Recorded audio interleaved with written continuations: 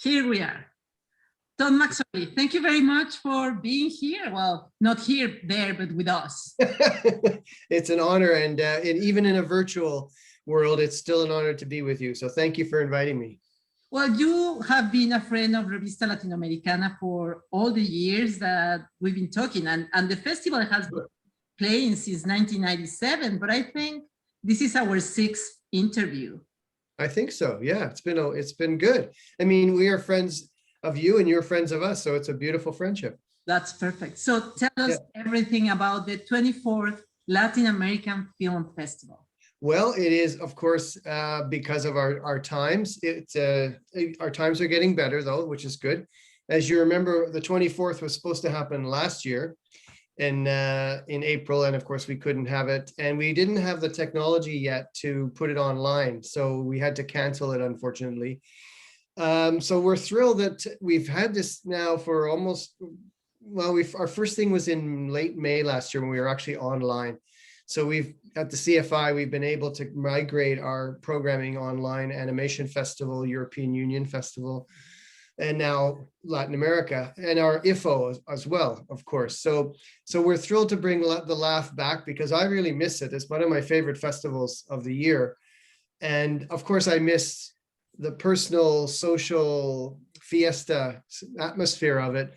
But that's reality, and what we have to do is make the best of what we have online. So we have 15 films in the festival this year from 15 countries, and a couple of them, one of the films in particular was going to be in last year's festival, and that was Inocencia from Cuba.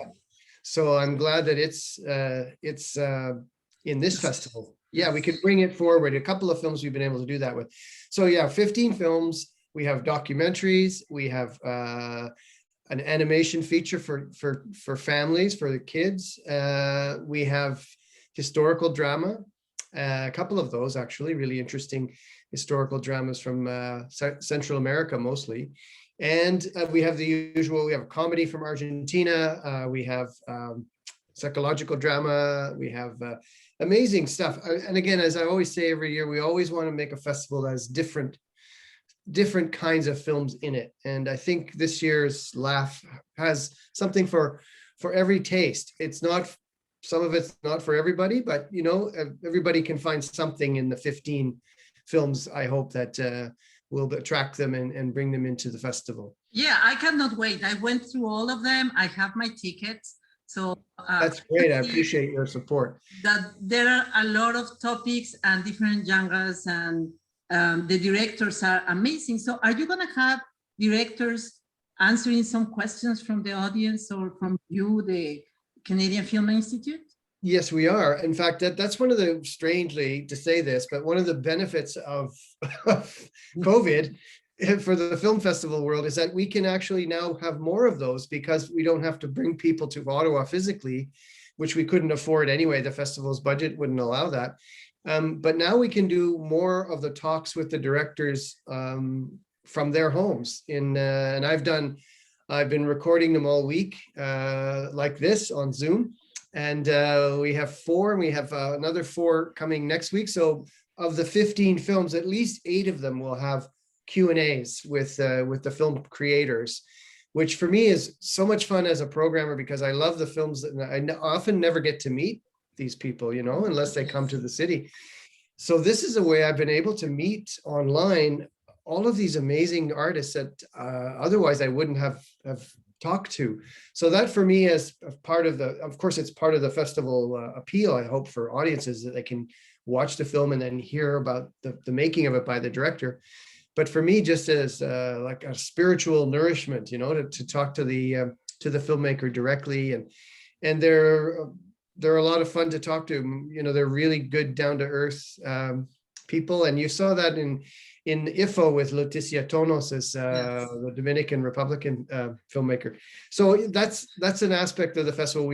Because we know it's online and we miss the cocktail parties and we miss the big screen and we miss all of those aspects, we've tried to compensate a little bit by having more of that other value-added content to the online experience. So Yeah, it's shaping up really well, and the filmmakers too, they're also very happy to be able to talk because they haven't been able to travel Of course. either.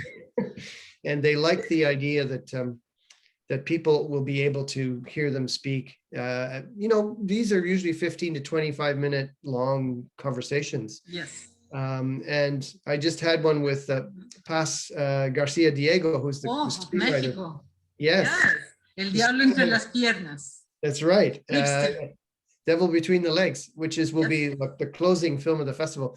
And she and I and the ambassador of Mexico just had a lovely conversation for about 40 minutes. And she's amazing. I don't know if you've ever seen her. I've never met her before. I have never met her, but I have seen the movies. Yes, her work with Arturo Ripstein is amazing. And she's early 70s. And she's very funny and she's very articulate. Oh yeah, you're gonna love the interview with her. So, so that for me gives you a bit of energy to see the filmmakers. And we have the Chilean filmmaker Gonzalo Maza, who made our opening film. This is Cristina from Chile, a comedy of 30-year-olds shot in black and white, kind of restless youth in Santiago. So. Yeah, it's been great so far, and I hope that people will. I mean, this is optional. You don't have to watch the Q&As, but I hope people do because they are a lot of fun to watch, as you know. So I was thinking about the benefits of this online programming, and one additional benefit that I find is that friends from all over Canada can join us. So I am planning on having some parties. Fantastic. Different times, different time zones, different places, but yes, to watch together a movie and then comment and have a glass of wine or a coffee, and that will give us the opportunity to talk about everything. Fantastic. About COVID.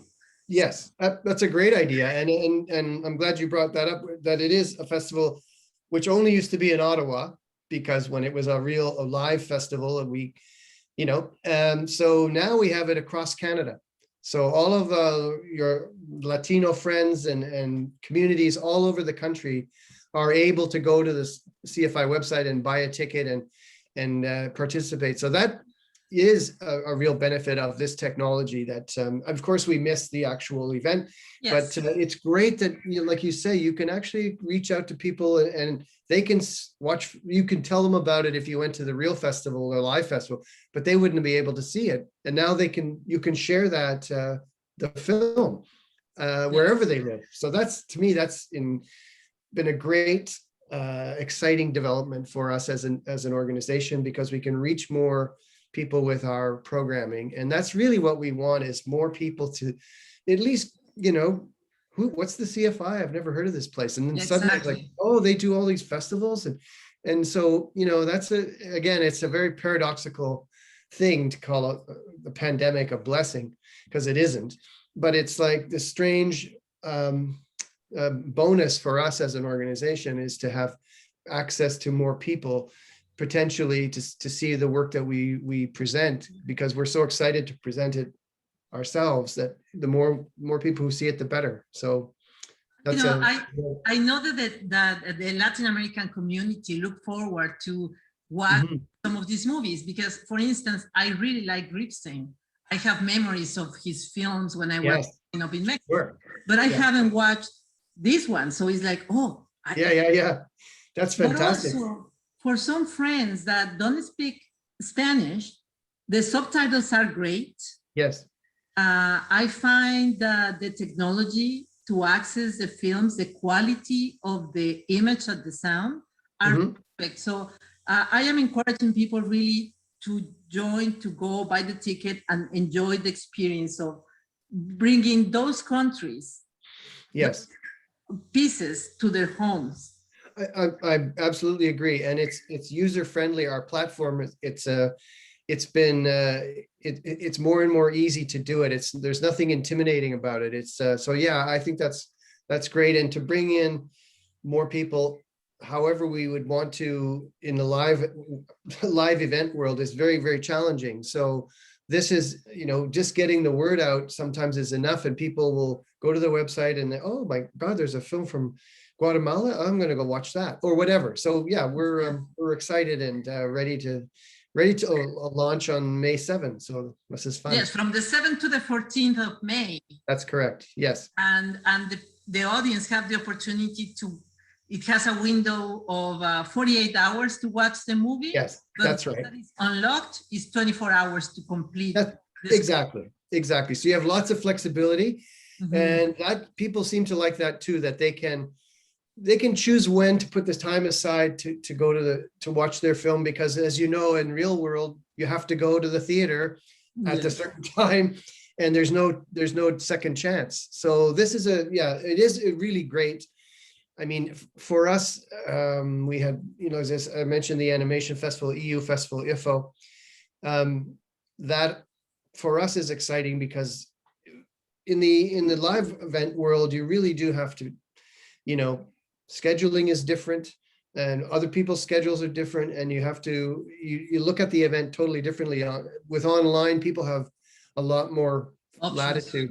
Yeah, and options, exactly. So, Tom, one of the things that I really like about the work that the Canadian Film Institute does is that you curate all the festivals. So I know that maybe I won't like a movie, but I know that it's important for the place where it was made, or because of the director. There's something that is important for us to know. So what is the process to select the movies? Oh my God. Festival? Well, it is a long process in as much as it takes years to learn. You go to a lot of festivals, you watch a lot of films, and you start to build up a kind of knowledge of, let's say, one director, or or a country or a nation's filmmaking.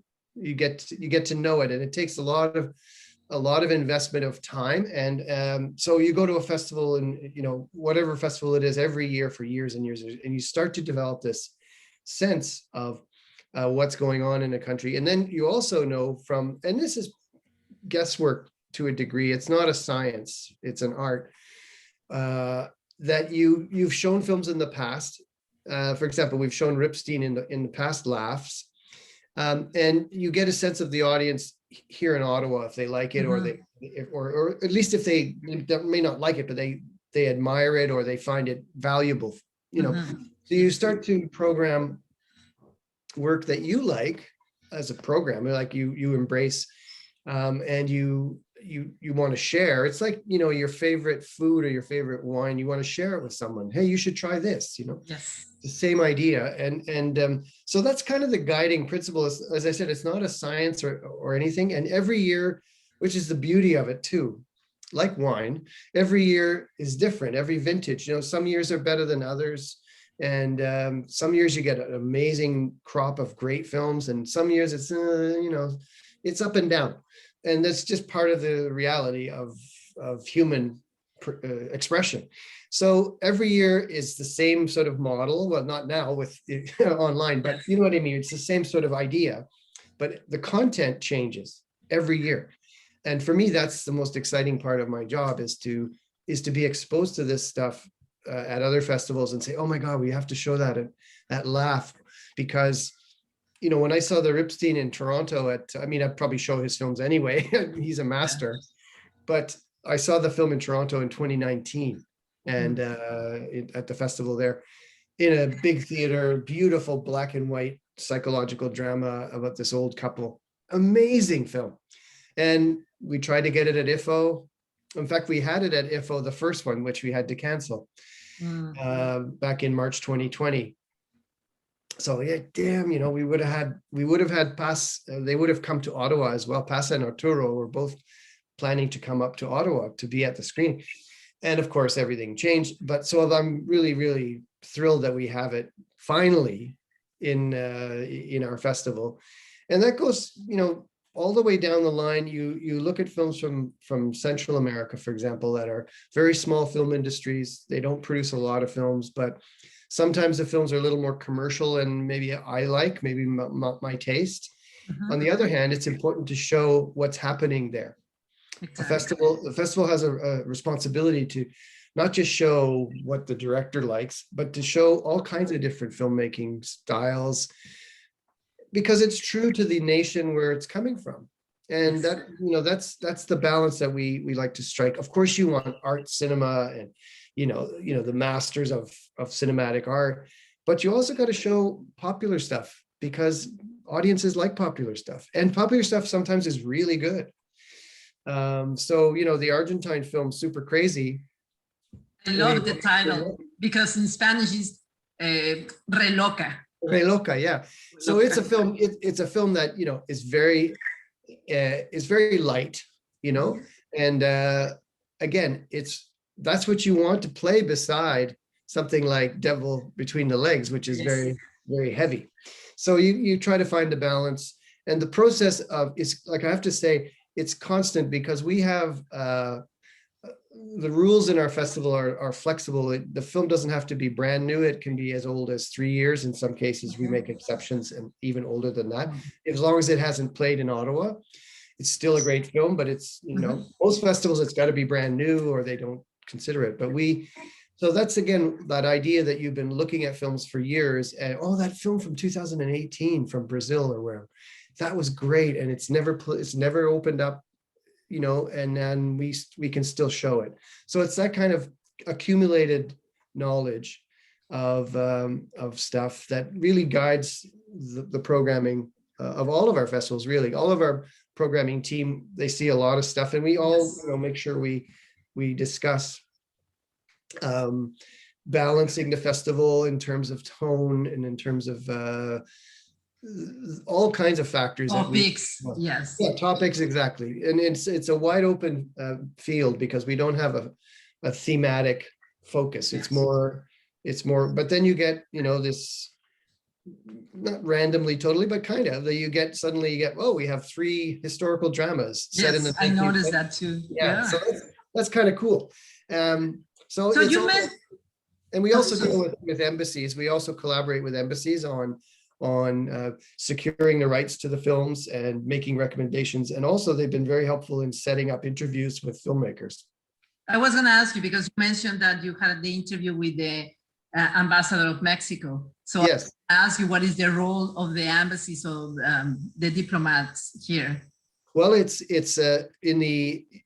to help promote the festival. It's obviously to help us bring the films to Ottawa. In some cases, in the live version, some of the embassies would bring filmmakers, like they'd fly them up from Chile, for example. 2 years ago, we had Silvio Caiozzi brought in by the Embassy of Chile. So they've been great partners in supporting, because it's about cultural exchange. The whole enterprise of a festival, in my view, is to bring people together and exchange visions of their country and and all of those things that we love about cinema, because it can happen in an hour and a half. You can be transported to Guatemala from wherever, and that's the magic of it. So when you have people together in a big room with a big screen, it's even better, because the magic is even more tangible, but it still works in this format.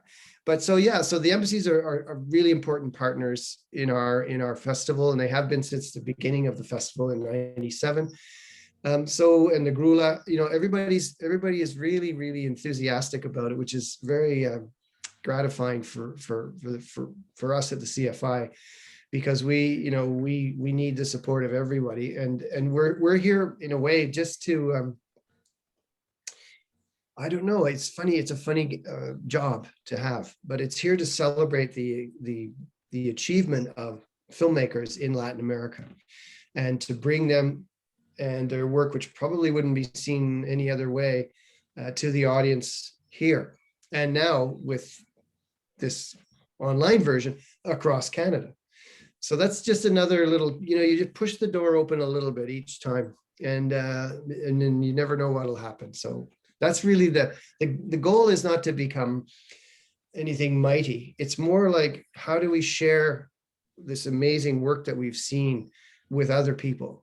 And that's our job. And so we're a portal into that world, so.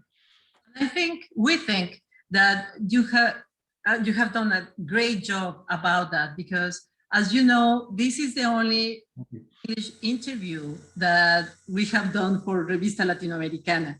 because we usually do it in Spanish. But of course, yes. First of all, no. Yeah.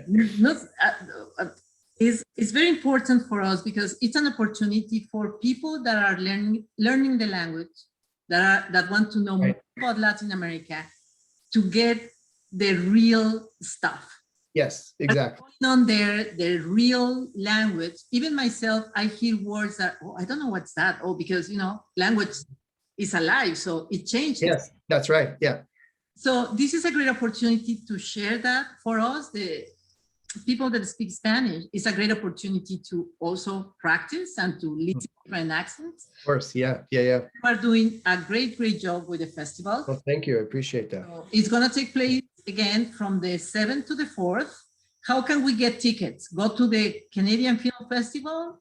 Yes, go to the Canadian Film Institute website, which is cfi-icf.ca. And you'll see the Latin American Festival will be right on the homepage, and just follow the links to the box office. It's kind of like going to a cinema. It's just a virtual cinema. And you go down and you pick your films and you buy your ticket, or if you want to buy a pass, you can also buy your pass online as well. And then once the festival starts on the 7th, you'll have your code to get your admission into your screening whenever you want to choose to do it in that 48-hour window, as you say. And you have 24 hours once you've started the film to watch it. So it's, yeah, and in people, in the COVID times, that people are stuck indoors a lot, but they're also busy in their own way. So it's good to have the flexibility to watch something when you want to watch it, as opposed to like, you have to watch it now or you'll miss it. So that's again, I think that's an advantage of this strange world we're in terms of film festival goers. But yes, we're really excited about it, and we're hoping that we can bring in more attention to the festival, because it's one of the longest running, if not the longest running, Latin American film festival in Canada. And so it's only really been in Ottawa, and we love that, but we would really love this. We love this opportunity to make it go farther. So people, not just Latinos who are living in Alberta, but, Canadians who are interested, not living in Ottawa, can now actually take part. And yes, and people are not traveling, but watching a movie, it's an opportunity to go to a different country. Exactly. And there's a lot of different journeys that this festival will provide you with. You go back in history, you go into a very fascinating set of love stories. The one from Mexico, you go into a very dark room for a while and spend it. Wait till you hear the language in Paz's film, in Devil Between the Legs. The language is incredible in that film. So all of those things, yes, you're right. It transports you out of your, we're still at COVID, so we're hoping that will help us get through to the end of this latest lockdown.